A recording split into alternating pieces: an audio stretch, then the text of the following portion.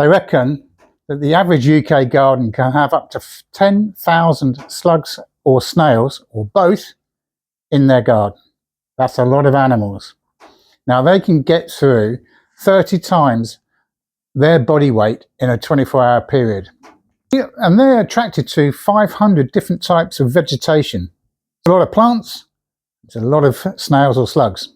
So let's get a quick understanding as to actually what these animals are. They're mollusks, soft-bodied, and snails have their house on their back, the shell, and slugs don't. There's the obvious difference between the two. But they're also able to either reproduce on their own or find a mate. So the potential for them to reproduce efficiently and successfully is very, very high. And they tend to do that in the autumn, and they'll lay their eggs in our soils. So to come the following spring, you could easily have an infestation and a problem. So what can we do? Well, the first thing we want to do is identify that we do actually have an issue. Now, you're going to do that in one of two ways. You're going to see that slimy, silvery trail that they leave behind in their wake, and then you just follow it, and then you get to that plant, or you see the plant that again is covered in that silvery slime, and also the jagged edges around the leaves where they've actually munched through that, and they do it pretty quickly. So there's the two key things that you know to look out for to see if you've got a problem with it and what you're going to do to deal with it. Well, there's lots of deterrents that people talk about. You can use diatomaceous earth, or DEs we're going to call it from now on, only because it's hard for me to say. Some people suggest using crushed eggshells because they don't want to go across that sharp surface, just like the DE. Some say to use coffee grounds. Some people recommend using lamb's wool. There's so many different theories out there. I don't think one actually works, but I have tried something in the last 48 hours that I think can certainly help, and we'll come to that in just one sec. Now, before looking at the idea of using a preventative way of controlling them, i.e. killing them, let's look at our habitat first of all. Now, they do have their own predators. Birds, for example, a song thrush, you'll often see them in your garden where they'll be bashing that snail shell on the side of an upturned stone or a brick to get out the snail itself. And so if you see any of those broken up like that, you know you're onto a winner. I here don't have song thrushes, so I rely on two other animals. The first one is Spike, our resident hedgehog. He's been here now for 3 years, and I built him 2 different locations for him to house himself during the winter. And obviously I provide him with a lot of fresh water. Now, with those 2 things in place, he's quite happy to roam around here, picking up those snails that I've got. I don't have slugs, which is unusual for Hungary. Maybe it's because of my continental warm climate, I don't know. But that's something that I do here. And in addition to that, I do create habitats for those snails to live in. So examples of those habitats for the snails are the grassed areas underneath the lilac trees, for example, where it's damp, fairly moist. They like it there during the daytime. They can come out at night. And if the grass is already there for them to munch, they're not going to travel into my vegetable patch. That's the principle. Another thing that I look at is not, I don't use raised beds here as such. So I don't have sharp edges or boxes for them to hide in during the daytime and then come out at night. And I try and keep my areas as clean and tidy as possible, so I don't leave any debris in those growing spaces, again, for them to hide under. Something else that I avoid using is straw or grass mulches, heavy grass mulches, because again, it's a great habitat for them to get into. Compost I use as a mulch, but it's because it's so much finer, it's not a great place for them to live. And finally, increasing my other forms of biodiversity, I get a lot of beetles here that will eat the eggs and the young slugs or snails that I've produced in the autumn in the growing spaces, should I have any. So those are my main things. But sometimes I do need to get another control to reduce their numbers, because it can cause me some issues. Now, a few years ago, when I did my organic master gardening training, we spoke about the idea of using this particular ingredient as a way of controlling snails and slugs. And it's in our kitchens, and it's oats. So with that in mind, and because I found a snail on one of my watermelons that had just germinated, it did upset me. I was going to use another phrase there, but you can't do that on YouTube. Yeah, it was very frustrating for me, and I thought, you know, I need to revisit this and set up a trial to see if it works. And if it does work, tell you guys about it. Well, it did work, because I'm telling you. So I set up the system, and have a look at this first part of the video, because it's going to show you how I set it all up and what happened. Okay, so we've had a bit of rain,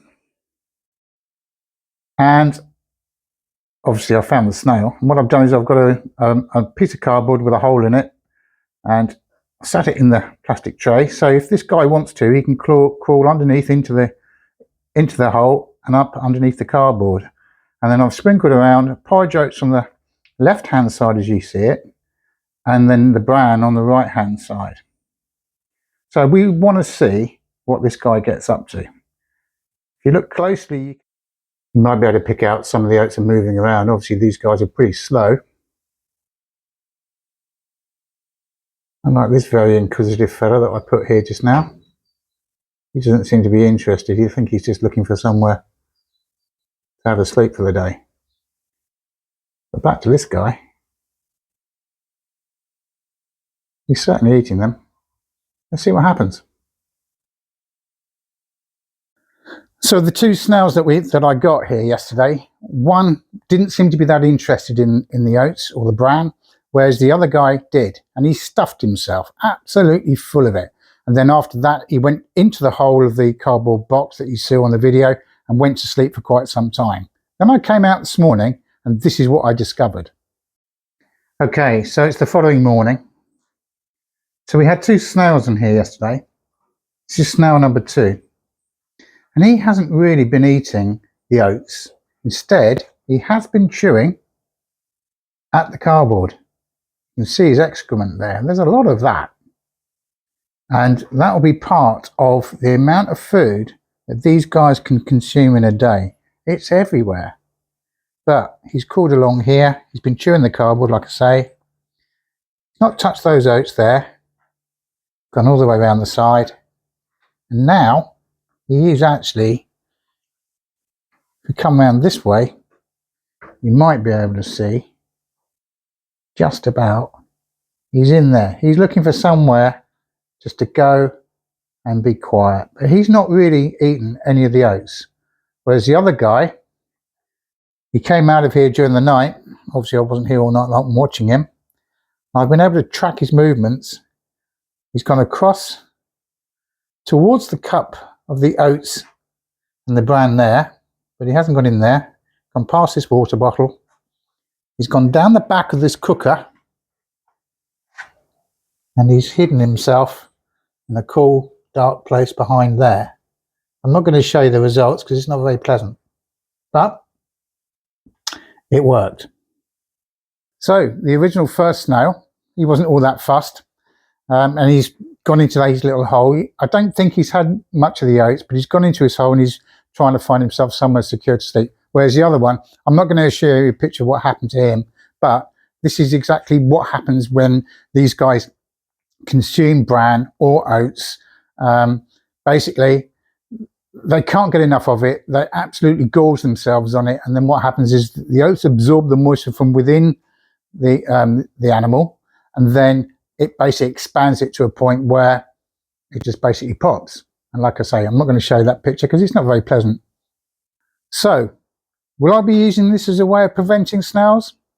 Not really, because I want to keep my biodiversity and I want my balance here. You know, I've got a lot of toads here as well as Spike that need to feed, and that's okay. They can do that naturally. But when I get a situation whereby, for example, I want to germinate zucchinis or lettuce, or in the case that prompted me to do this video, the melon, what I can do is I can set up a little tray and put oats on it, leave it to one side, and then any snail or slug that's around would be attracted to that and hopefully stay away from my plant. Now the beauty of the oats is that you can actually set them up in your garden on a small plate or a small dish, keep them to one side. You don't have to have them on the ground. Something like DE, you spread it as a circle around the plant to stop it crossing. As soon as that gets wet, it's useless. But with the case of the oats, if you put them out of an evening, if they get a bit of moisture from dew, for example, it doesn't affect its performance. They will still go to it because they love it. And it's an easy bit of food for them. Why spend all that effort climbing up a plant when it's there on the ground ready for them to go? Fast food. So, yes, I will use it as an add-on deterrent, but it's not going to be, for me, a method of me eliminating them altogether, because if I do that, like I say, I lose the balance of the garden and the ecology here, and that's not what we're all about. As growers or gardeners, we're always going to come up against an infestation of pests.